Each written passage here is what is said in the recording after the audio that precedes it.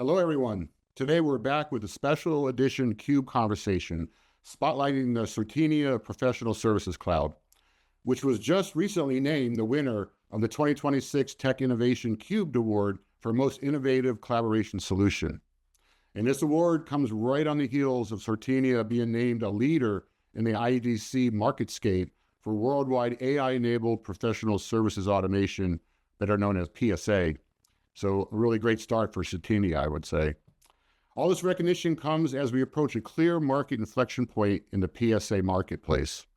The professional services operating model is totally being reshaped by this rapid innovation that's occurring with technology, and especially agentic AI and decision automation, which is focused on knowledge workers. In our most recent Agentic AI Futures Index, 62% of organizations said they plan agentic workflows focused on knowledge work over the next 18 months. And IDC's data kind of underscores the urgency, with 48% of organizations planning to invest in AI-powered PSA, and nearly 4 in 10 saying they may replace their PSA solution if it's not quickly enabled to AI. So in other words, PSA has become a strategic control plane for services execution, for margin, and collaboration-driven customer outcomes. And that is where our guest comes in. He'll explain why the answer to better collaboration is in the services is not just to add another communications layer, and why it's really about intelligently orchestrating people, work, and AI agents from a single system of truth, natively on Salesforce. So sales and services and customer success operate from one master customer record. Joining me today is Certinia's Chief Product and Technology Officer, Raju Malhotra, to give us a deep dive in all this. And welcome, Raju. How are you doing? I'm doing very well. Thanks for having me, Scott. You bet. Congratulations on all the recognition you got. So good, so early in the year, right? Thank you. You bet. So why don't we just start, just tell us a little bit about your journey to where you are now as the CPTO for Certinia, and just a little bit of background on who Certinia is, who you serve and why it matters. Yeah, great. Again, Scott, thanks for having Certinia, and thanks for having me on this. And by the way, great job describing the importance of collaboration within professional services. So you did my homework.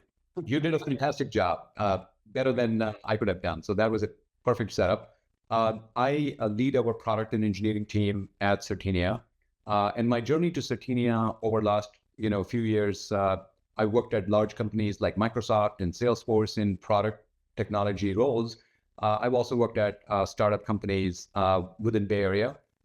Certinia, if I were to describe it, I think maybe a good way to describe Certinia is through the lens of the customers we serve. We are in the professional services industry. And on one hand, we serve customers, let's just say, quote unquote, pure play services organizations like IBM, PwC, KPMG, that have a large number of human consultants that are, working on some key projects for their clients. And on the other hand, we also have professional services organizations that are part of larger technology companies like Salesforce, Google, AWS, Philips, Cisco, HPE, and many others.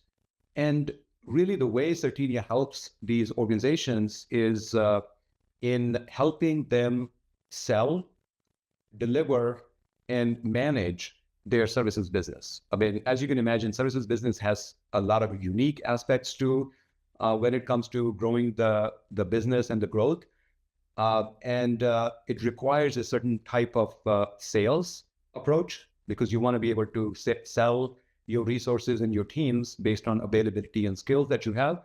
You also require a specialist sort of way to manage those resources, staffing. And then, of course, you want to be able to close the financials in the right way. So that's really what Salesforce platform allows us, a foundation. But Certinia has a really a software as a service and agentic layer on top of it to deliver that for our customers at enterprise scale.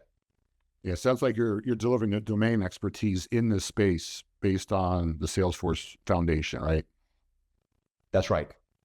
Yeah, and you mentioned I heard you mention IBM there. I spent 34 years there, and I can tell you over all my years there, the missing ingredient was always the word collaboration, right? How do you get teams working together? How, people have different data, they're not really in sync all the times. It was something that was always strived for, but hard to achieve. And but at the same time, when you hear the word collaboration solutions, most people think of communications tools, right? And so I ask you, what did the theCUBEd award judges recognize as the real collaboration problem in services? And what does collaboration actually mean inside of a services lifecycle? I think it's more than just communications, right? That's right. That's right. And first of all, by the way, thank you for the CUBE judges to judge us on that criteria. We're very grateful and excited about that recognition. You're right. Collaboration is more than communication, even though communication is a big part of it. Services business, as many businesses are, but because services business is such a human-centric business, is very collaboration focused at its roots. So it's really a team sport all the way from selling the services that are available to be delivered, that can be delivered, to managing the staffing of those projects, to actually, driving the financials, really requires a level of collaboration that is unprecedented compared to many other industries. So really collaboration is at the heart of professional services and professional services automation that Certinia focuses on. And that's why I think it's such a distinct honor to be awarded in that category. Yeah, and one of the things I've seen from you guys, you've been really emphasizing this notion that real collaboration, particularly in services, starts with a unified customer record. So can you just kind of walk us through a concrete sort of example of a handoff from sales to professional services to customer success, and what is now becoming possible when all three teams operate in the same master record, right? On platform with AI support versus the way it used to be done, which is sort of off platform and not on the same record. Yeah. So, I would, basically say that everyone who's involved in any services project or many of the businesses, their intention is to collaborate. I think sometimes the tools and the processes, the methodologies create hurdles in that collaboration. And oftentimes it comes back to a lack of system of record, lack of single source of truth. And when it comes to selling something, knowing what is actually available to be sold at what time, that is important. That's part of the source of truth. So you can actually win that, opportunity to then, when it comes to delivering, making sure that there is a clear alignment between did versus bid. So what was bidded actually is something that we are doing. And then when we basically collaborate in terms of the financial margin analysis, utilization, all the KPIs that services businesses care about, having a single source of truth is very important. So I think it goes without saying that is the foundation for making sure the teams that are spread across different time zones, different functions, and different roles are actually working off of the same sheet of music, so to speak. So I think that's really a key advantage of what Certinia delivers.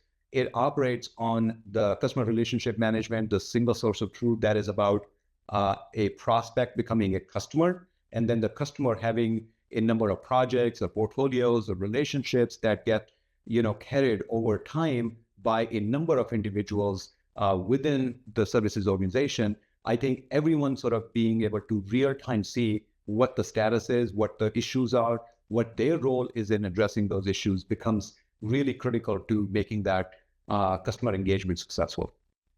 So let me ask you a more holistic question that kind of puts this all in context. Interesting enough, when I was researching and preparing to talk with you, I found that for the first time in a long time, many industries are already seeing services revenue growth outpacing product growth. And so services obviously are doing quite well, professional services as an industry or as a domain, right? So compared to where we are today, what is possible if firms can actually, seamlessly cross-team collaborate, and they can reduce the execution gaps, they can grasp the complete picture of exactly what's going on at any time? You would have to imagine that services can become so much more profitable and generate so much more revenue, right? And, in turn, better serve the customer as a result. That's right. I think the business impact is very, very clear when you think about the power of having that collaboration, a single source of truth, the connectivity between a sales organization, delivery organization, finance organization, all on the same page. And that business impact, I think you already alluded to it. There are some clear KPIs around revenue growth, the top line growth.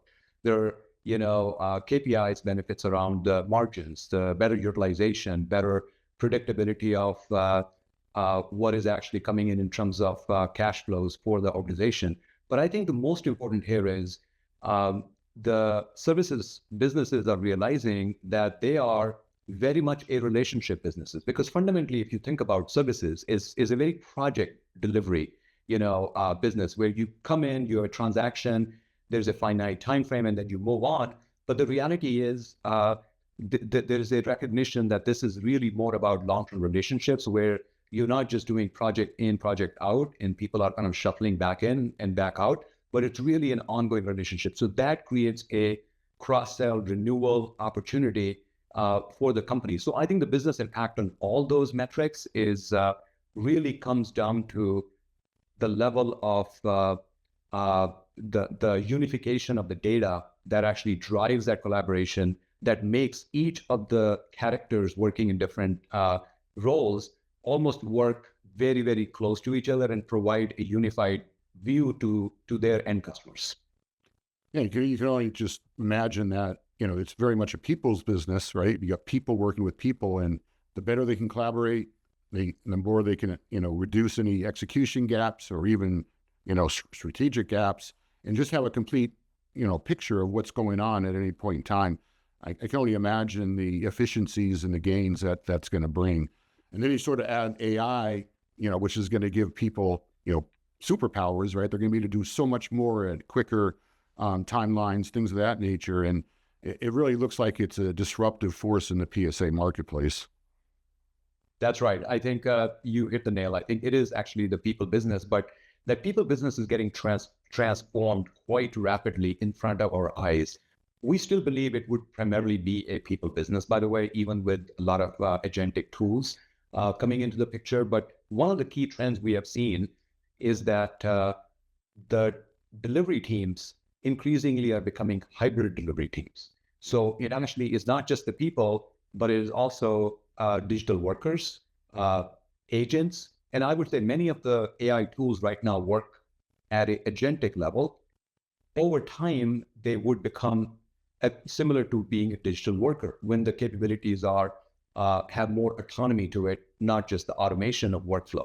So, but I think we see that writing on the wall, and many of our customers are already using, tools from Claude, Cursor, Lovable, and many other, organizations to actually really augment the power of their human teams, drive a level of quality, predictability, growth for their customers and their business. So I think that hybrid business is already looking like it's more of a reality, which you're right. It's fundamentally a people business, but that's also transforming quite fast.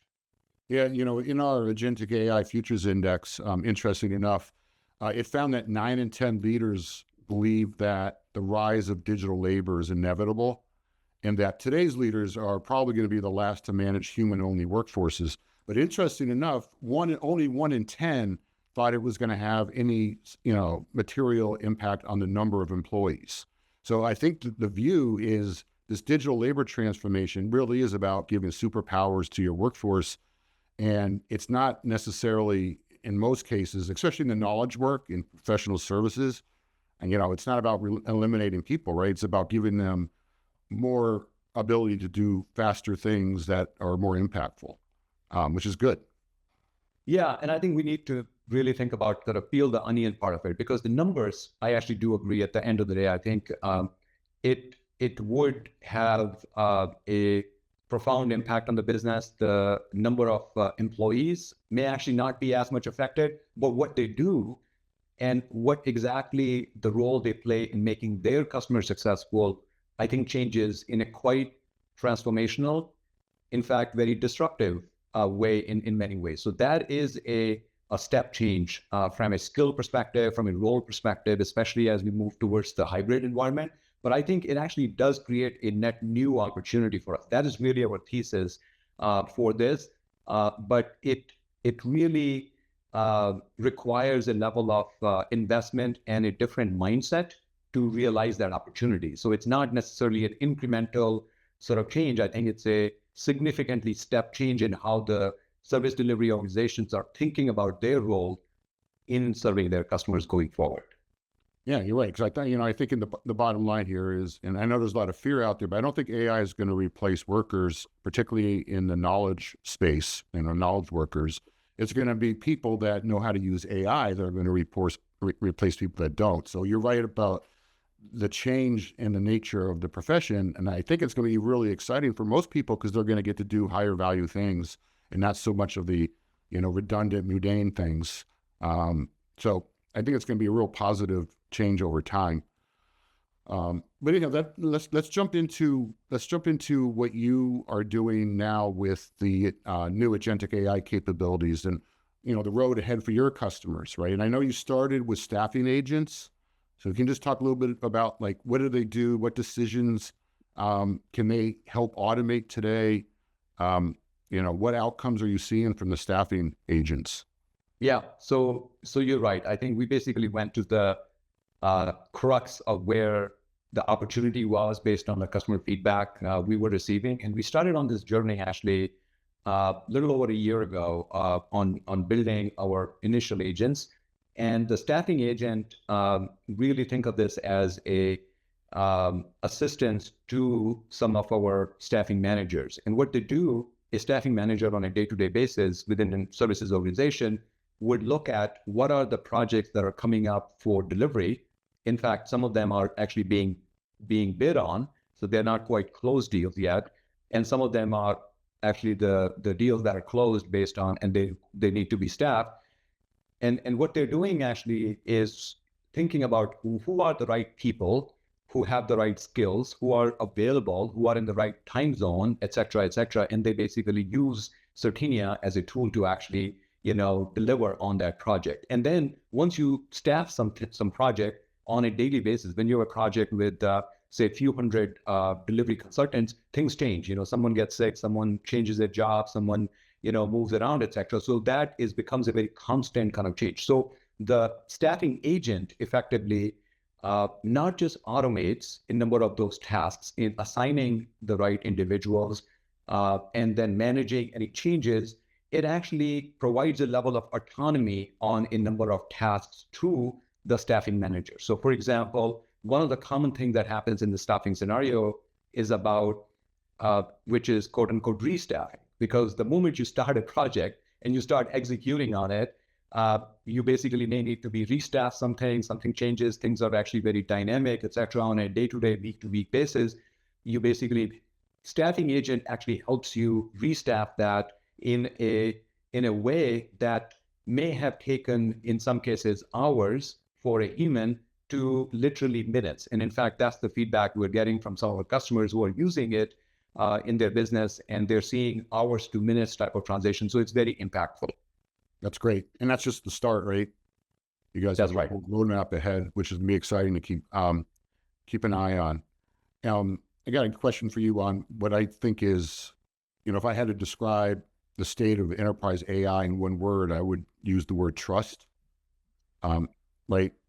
And if you think about these hybrid digital workforces that we've been talking about, as they come online, humans must trust these new digital partners that they're going to be working with, and trust, like in the staffing agent example, trust that those tasks that they're taking on are going to be done correctly and, have the right outcomes. What are you guys doing to really help break down that trust barrier?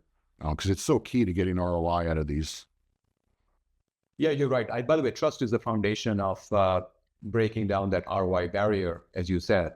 Yeah. And just to be clear, I think trust is probably one of the largest barriers for ROI, but there are many other barriers too for ROI. Just being able to measure the ROI, attribute it, and assign that this is actually something that is causing that ROI versus, some other sort of factors. That is relatively complex exercise that we've actually done for a long time within Certinia, and now we're making it, really come to life with the agent. So I think coming back to the point about trust, trust really comes by having predictable outcomes. In fact, predictable outcomes, even in some cases that are delightful, they're predictably delightful, if I may say, because they are actually able to not only automate something that a workflow automation tool could do, but at the end of the day, the power of an agent is to actually provide a level of autonomy and have you deliver some surprise and delight, just like a human would do in some cases. So, but keeping that within the guardrails requires a number of things that we take extreme care of. First part, really is about security, privacy, making sure the role-based permissions for that agent are consistent with the corporate policy for what they're supposed to be doing, what they have access to, what they don't have access to, and their behaviors are actually very much at par with the best employee that you have. So just think about that idea that in an organization of hundreds of thousands of humans, there's always this sort of Pareto principle of, X percentage, may drive significant value, and there's different sort of levels of that. An agent actually can, really mirror some of your best employees on their every single outcome, every single, behavior. And I think that is the opportunity which is exciting, as long as we do that with the right type of guardrails that we take pains to make sure that is happening. And throughout all this process, by the way, human is in the loop. So we're also having that layer of confidence that drives trust over time. Yeah, and it's always been my observation that the best teammates are the ones you trust, and vice versa. And it's going to be the same with these digital agents. And I love the fact that you guys are very, very focused on the guardrails and the trust elements of all this. I think it's refreshing to see a company like you really doubling down on that issue, because I do think, it's something that ultimately is going to need to get addressed for all the workers to actually use these things and use them effectively. So we're getting short on time here. One last question for you to end our conversation, and that would be, what would be your advice for execs out there that want to start moving down this path? What is the best first step, and perhaps the second step? How do they get started with this? It's interesting, Scott. If you had asked me that question maybe 6 months ago, I would have given you a different answer. And the answer would have been, let's get your hands dirty, experiment, try it out. And I think that's almost like a cliche at this time. And frankly, if someone hasn't done that yet, I don't think my advice is going to change much. Maybe whatever reasons, I think if someone is not really embracing the AI tools on a personal level, trying to put this in pilot and at least seeing how those pilots move to production, I think that becomes even more challenging for where we are right now, because the pace of change has been tremendous. So I think at this stage, really my advice is not to think about AI as something, your board asks you to do, maybe, our boss asks to do, or some customers ask us to do. We're really thinking about the agentic capabilities and AI as part of the means to an end to the problems that we know we have to solve. And I think that means different things for different customers in different situations. But to me, it is probably the most potent tool to actually accomplish anything that we're trying to accomplish on a personal, on a business, on a corporate enterprise, different sort of levels. And I think that's really requires it, not just playing around with it, experimenting with it. We're really thinking about ROI in production. And I think that's really where we are right now, as opposed to the experimentation and pilot, which, by the way, we all should be learning. We all should be experimenting. There are new things coming up. That is absolutely fundamental and critical. But at the same time, I think the puck is moving so fast that I think progressing it beyond just simply experimenting to really attributing some value is becoming really important. Yeah, it's a really good point. I mean, the game is played on the field, not in the dugout. And if you hang out in the dugout too long, you may never get back out on the field, right? So good advice. Well, look, Raju, it was great to meet you. Great to have you on theCUBE, and thanks so much for joining us today. And more importantly, congratulations again to Certinia for both the Tech Innovation CUBEd Award and for the IDC recognition. I think that's just great. Thank you, Scott, for this conversation, and thank you, CUBEd, for the recognition. Really appreciate it. You bet. And I would just say to our audience, Certinia is right. It's clear that the PSA market is entering a new AI-driven era, and it's going to be powered by a unified customer record. And I think that's a very strong blueprint for what's going to happen next. So thanks everyone for joining us on this special edition of theCUBE Conversation. For more coverage and analysis, make sure you visit thecube.net. We'll see you on the next show. Bye, everybody.